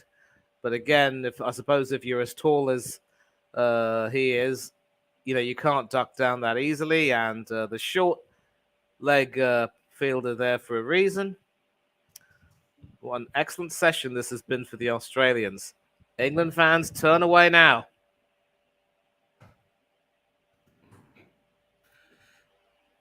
So all out. Disappointing from England, losing 6 wickets in this first session. But almost like Australia yesterday, losing 5 wickets in the first session and England getting time to bat. So very similar, but the big difference is Australia are now ahead by 91 runs. That's a big difference. So yeah, we will see what transpires. We 10-minute change break. So yeah, It'll probably look be at only that about. batting card. Crawley probably should have gone on with more. Ben Duckett same. Pope again the same. Root he fell to the short. Brooke also needed to kick on more. I think those two, Brooke, Crawley, and Duckett, if those three just went on from where they were and then scored more runs, they would have easily chased us down. Yeah, I mean, let's take a look at the bowlers. They should be commended for the recovery they've made, in particular Stark and Hazelwood, who were tongued around the ground. Cameron Green, of course, expensive, but they stuck to their task manfully. They had a strategy and they executed it quite brilliantly. The short ball really proved to be England's undoing, as with no room to play their expansive shots, they had to try and, you know, they just didn't seem to know what to do. And it's very disappointing, especially to see someone like Joe Root not really knowing, I mean, falling victim to his rushes of blood. I get that baseball is really an exciting form of cricket, but a batsman of Root's caliber, his legendary status in the game, should now know when and when not to play those types of shots. And England's second innings is going to be very key because now with a deficit of 91 and with the prospect of Australia now coming out to bat with that lead, I seriously now think the best that England can hope for is a draw. I really don't see them being able to knock off the runs in the second innings that will see them overhaul any kind of total that Australia puts up. And of course, not having Nathan Lyon will be a slight disadvantage. But when you've got someone like Travis Head who can be trusted to bowl at these clueless tail-enders, shouldn't be a cause for worry. Yeah, I think it's been really, really disappointing from England today. Would have thought at least getting around, just shorting it to a lead of 50 runs, possibly for Australia. I think that's the bare minimum they would have wanted England, especially with the batters still there. But unfortunately, it didn't. And Travis had picked up 2 wickets. He's also um, very, very interesting. Um, so Yeah, I want to tell you right now, you actually said that you didn't agree with the win predictor, and I think it was sometime after um, I want to say Bairstow got out that yeah, no, it was just before Baster got out. yeah, but after he got out, it completely switched to Australia being at 51% and England at Yeah, 37%. So that was a huge, huge pendulum swing there. yeah. Just I'm saying, I got a bad feeling we should have got this test now. They Yeah. can have this test, but there's still a lot more to happen because I think England will be better prepared to face the short ball. So, and I think they will discuss how are they going to face the short ball of Australia because Australia have now found a way to control the batting tempo of England, and that's one area they will need to change there. England Yeah, and work but on. again, I'm really not too sure that much can change in a session. And I really don't know if that thing will be enough for them to really change their game plan. Their immediate concern, of course, will be to try to get the batsman out cheaply. And they did get Usman Khawaja out quite cheaply, but not before he and Warner put on the 73-run partnership for the first wicket. And then those two century partnerships between, I believe it was Smith and Labuschagne and Smith and Head, really ended up taking that initiative away from England. And of course, with England, it just wouldn't be England without a typical mid order collapse, would it? So I think Tongue should have a bit of a role to play. I just don't know if there are going to be that many demons in this wicket at this particular point in time. So it looks as though it was a very good toss to lose for Pat Cummins. And I did say in the Off the Boundary show that you want to bat first because, again, we've seen that after the initial difficult spell on the green top with the overcast conditions, the Lord's wicket does tend to die down a bit and become a lot friendlier for batting. And the rough in the fourth, generated by the fourth innings, would certainly help the spinners. So it looks as though, despite losing the toss, Australia could end up winning this. And my prediction, I mean, I hope that I predicted that England would win, but what I said at the toss is proving itself to be quite true. Yeah. But also Australia wanted. Cameron said if he won the toss, he would have also elected to Bowl what first. sorry, bowl first. So He would, yeah, he said that in hindsight, but then just taking a look at the way, his opening bowlers were tongued around at first, I wonder, because neither Smith nor Hazelwood were able to get their lines right. And even Cummins, he's not exactly that sort of bowler who will be expected to, really, really, really dominate things either. So it's easy to yeah, say that in hindsight in the heat of the moment, but I did say batting first would be the better strategy. And yeah, and it has turned out that way. So yeah, yep, exactly. but So as you said, the potential for a reverse swing could very well be there in the fourth innings as well. So I think Stark might possibly prove key. He's probably the only one of the bowlers who can, give it a really good swing. yeah, but straight on now coming out with England. David Warner, he's got a smile on his face. Yeah. And he's again he batted really well until he got out.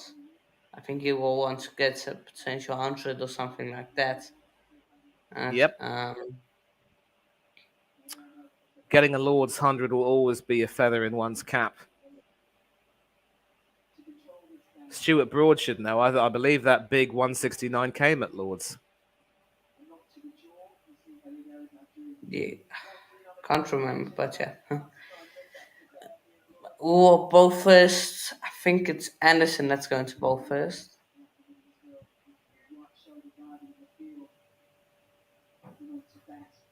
Yeah, yeah, looks like Anderson.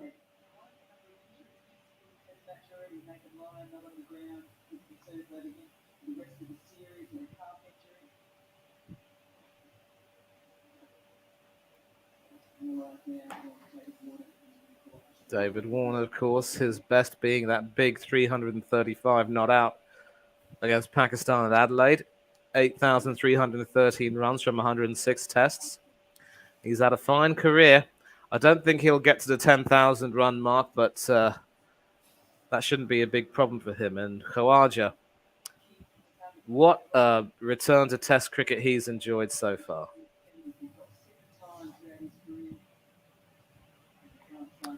I think once Warner So retires, he could Anderson very well have a coming. big. Once Warner retires, he'll have a very big role to play at the top of the order for Australia. Yeah, but Anderson coming over the wickets, I believe. So he's going to look to square Warner up, sorry, Khwaja up, and that's one thing. One thing I think they've identified from the last time, the last test, and from this test too. There were a few times they squared him up and it fell between baseline and root, or there was one that carried to root, but never got catch. Yeah, So well, the first delivery was has just been allowed to go through to Bairstow, bowling across the left-hander as the right arm Anderson. And, this is the sort of strategy that India tried to use towards Khawaj in the World Test Championship final, and it did work to a pretty good extent. So Tong is smiling there with his tongue in his mouth. He'll certainly have a role to play.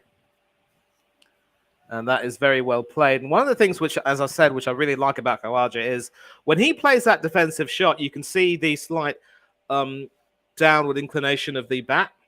So that ensures that the ball, once it hits the face of the bat, will go all the way down and make sure that it doesn't go really too forward. So it's slightly angled, not too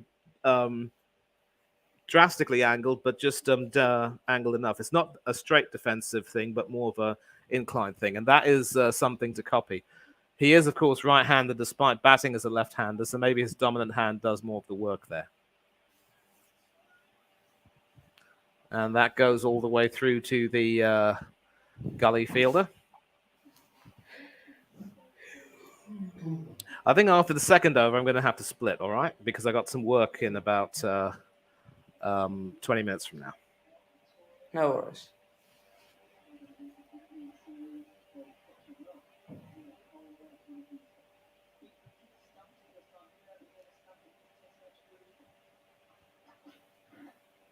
Oh, khwaja. Just gets her off his legs, but basically.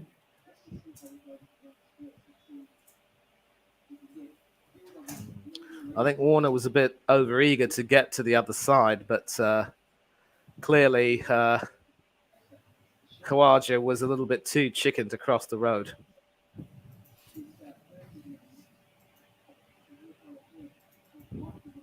Can't call him chicken, though. I mean, he obviously was responsible in watching the ball and where it was going. 2 deliveries left. Oh, straight to the fielder.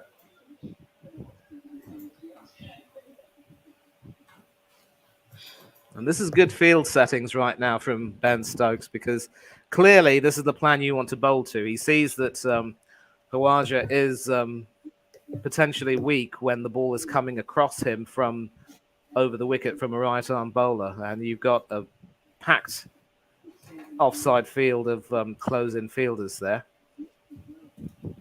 Andrew McDonald there with Pat Cummins. I'll defend it there by khwaja. That's overdone. No run from it. And no wickets either. Andrew McDonald, of course, a former first-class cricketer for Victoria, among other teams. So it will be brought to Warner once more. The next chapter.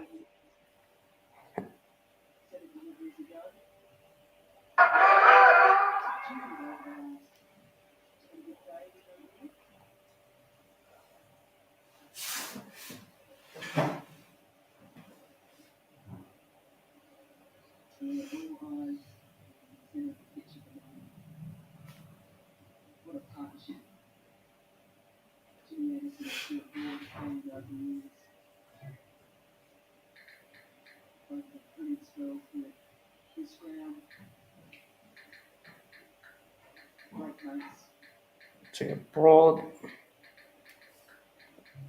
Will we see him pick up the wickets again off James Anderson? Sorry, not from James Anderson, from David Warner.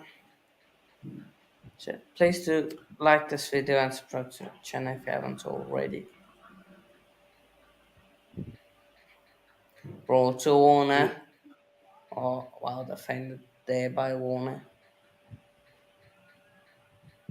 You can see there Warner clearly up for it, sort of knowing what to do. And I think he might now have come to the conclusion that there's no point in trying to play any shots over here, especially with very few overs possible until lunch. The worst thing you can do is gift a wicket away.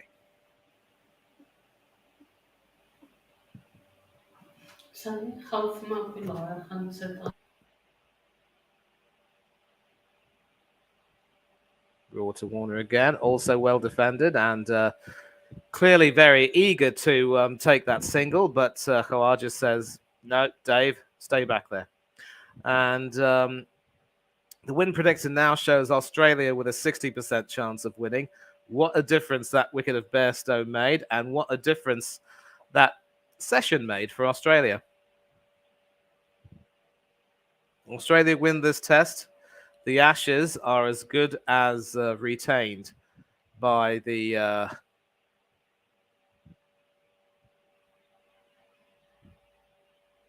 not the Wallabies, but certainly, yeah, the Wallabies, of course, are the rugby union team, the Aussies.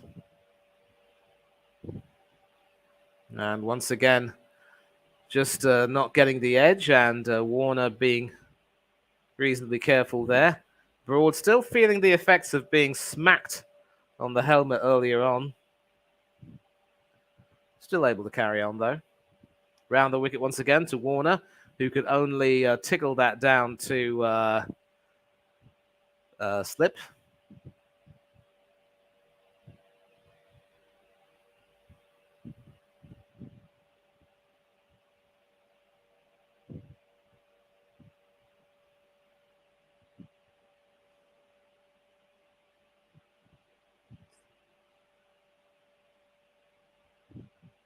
And 2 deliveries left in this over.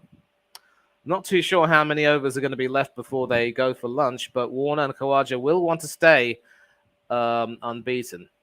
Even if it means conceding a few maidens in the process, so be it. Because, of course, now, thanks to that excellent bowling display, Australia are effectively 91 for naught in the second innings.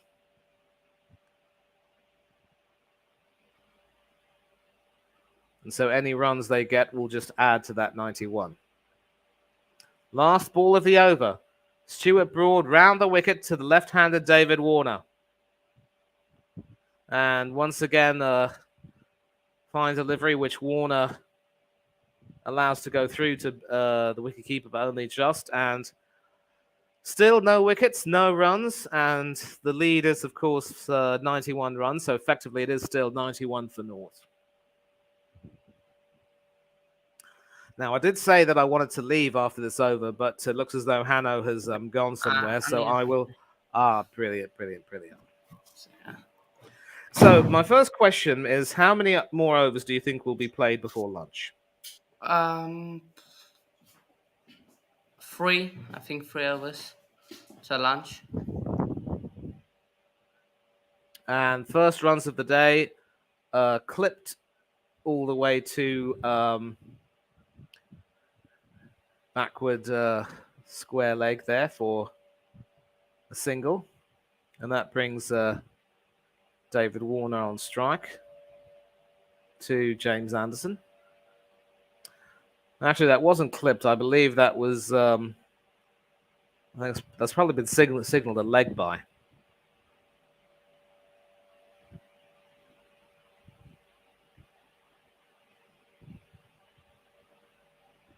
Huge backlift there from David Warner. Certainly the sign of someone who loves playing very aggressively, and that is very well tucked away down to the same region for another single. So because that single from Khwaja was actually a leg by, Khwaja is still yet to get off the mark, while Warner is now on one.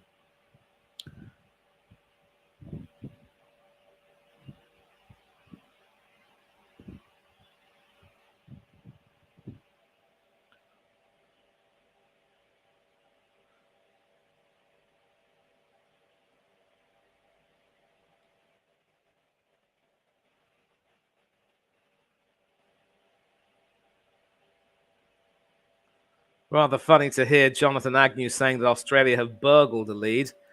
That's really unfair, Aggers. Australia have earned their lead through, some really smart play. England have also played their role by gifting it to him with some pretty poor shots. Yeah. And some fans still hopeful for a big fourth innings chase. In your dreams, pal. I don't think so.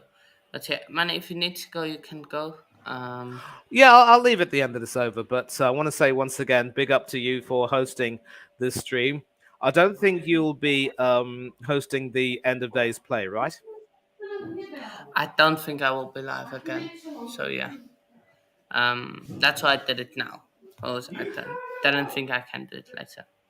That's no problem. And this quip from Mark by Mark from Newcastle has me almost rolling on the floor. Well defended there by khwaja. Bazball will be cremated and the ashes taken to Australia. Class, mate. Absolute class. Yep.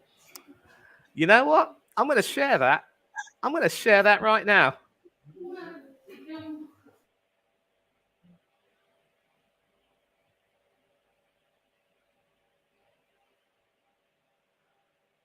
In all its glory. And ooh, a beautiful delivery which cut khwaja up there, but no wicket, no run. Still one for no loss, Australia. And it's here that I will bid you all adieu. And Hannah will take you through to the end of this session before lunch. Cheers, everyone. And big up to you as always, but thank you. Yeah, yourself, money. Cheers.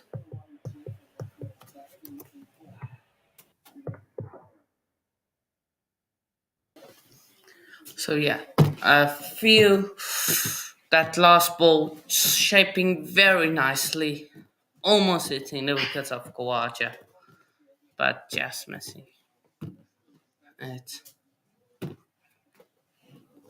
So let's see, broad to Warner. Oh, another beauty of a ball, swinging very much, and almost dismissing David Warner again. Broad's got a crowd up now. 9 minutes before lunch.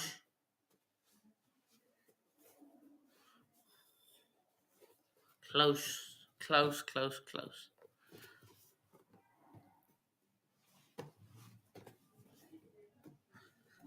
Uno with a smile on his face. Broad can't believe that did not hit the wicket. Let's see. Oh! And Warner plays it. That's almost getting an edge on that. Broad, yeah, he looks angry. He does look. After they hit him with the short ball, he looks angry. Oh.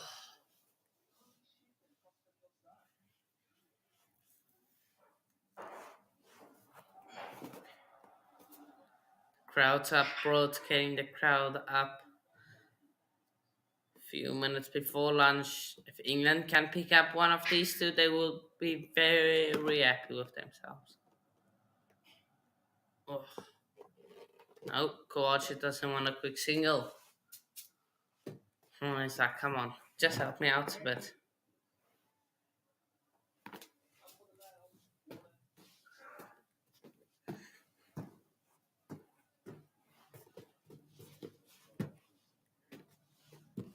So, but do, if you haven't already subscribed to the channel, please like the video. If you haven't already, much appreciated. Trying to get to 450.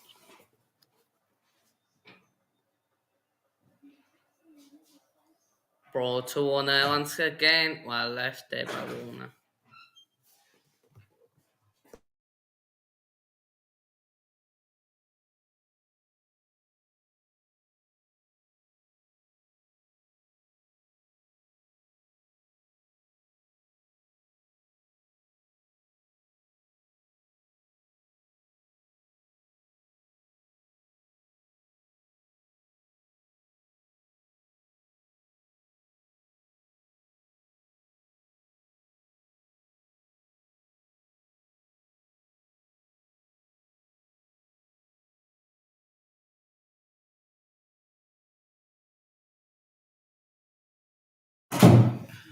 Once again, all defended by Warner.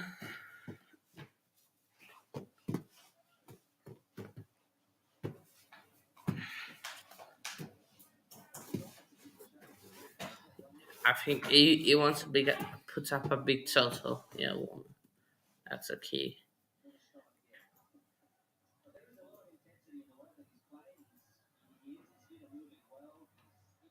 Let's Pro to Warner once more. Well defended, and that's overdone. And no, maiden from Broad. He's bought two maidens now. So yeah, probably will get in one more over to make it five over. So yeah,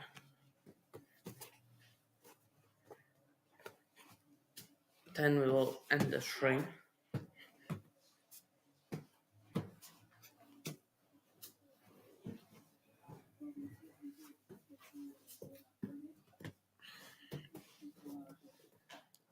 And the Setsu khwaja.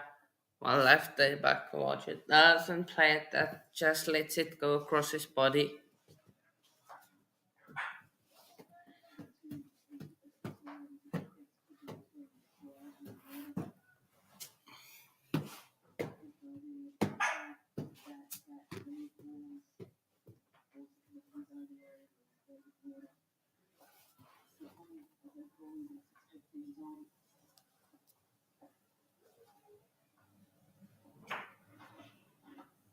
Oh wow, defended day back khwaja this time. It defends it well. I think he's a slow starter, so and a slow batter. I think for me it's almost like the left-handed version of Pujara from for India. And both slow starters, both got a good defense. And both can hit and hit the ball and get big totals. Kawaja showing that example. It's a through the gap there, and he gets off the mark of boundary.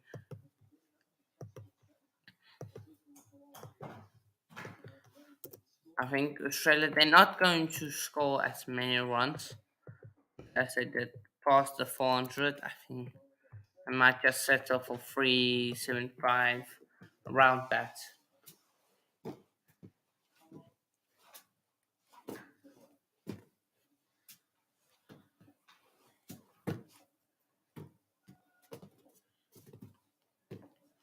So yeah. Oh, sorry, not four. That's six. But I take the single, so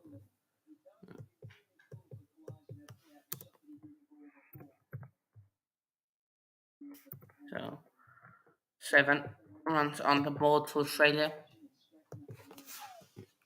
Two balls left. We might see another over from Broad.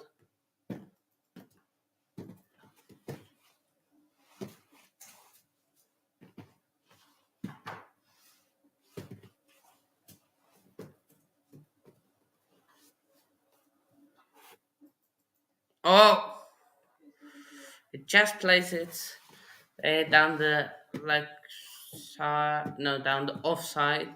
They're so well done there to catch it. Luckily, one did not get an edge on that. Otherwise, it could have been big, big trouble. But I would want to stop. I would want to allow a single here from Warner, but he leaves it well. That brings Khwaja on track and Broad for the last over before lunch, I believe. Yeah, there's still going to be one more over. 2 minutes left, so it won't take lunch exactly at one, just a bit after one in UK time, allowing Broad another over.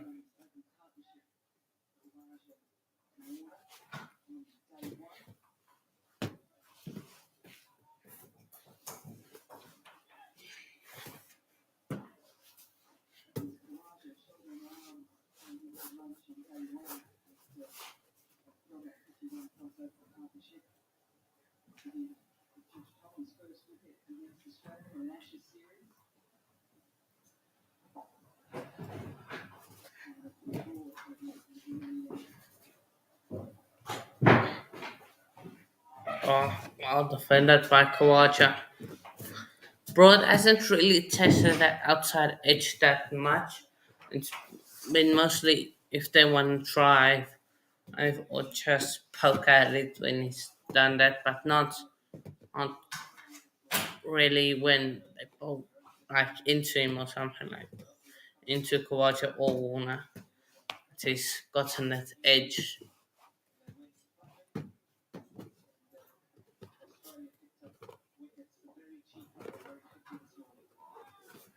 And well left there again by khwaja.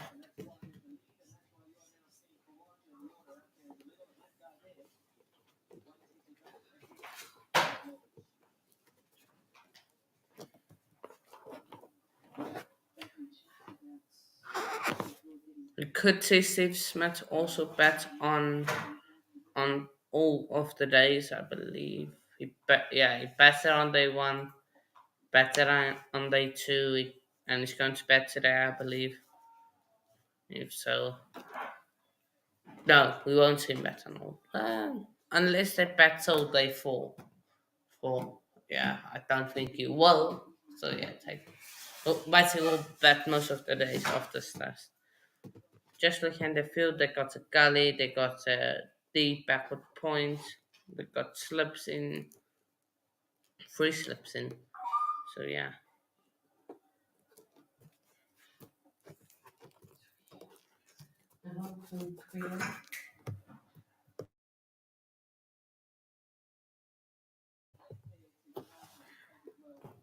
And for and Kovacic just took us that round for single.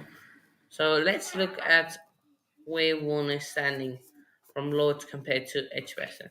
So Edgbaston he moved more backwards and is looking to drive and extend of his legs. Of Lords is coming forward and then playing the shot.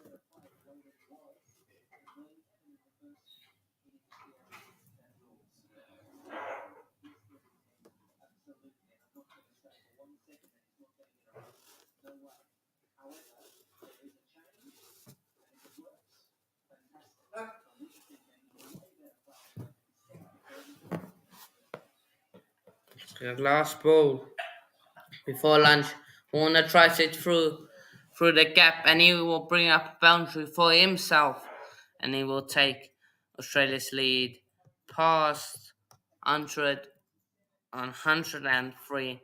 That's where we're going to end this.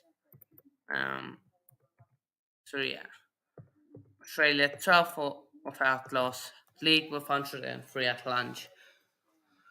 This race has still lots of twists and turns to come. Day 3 now only. So,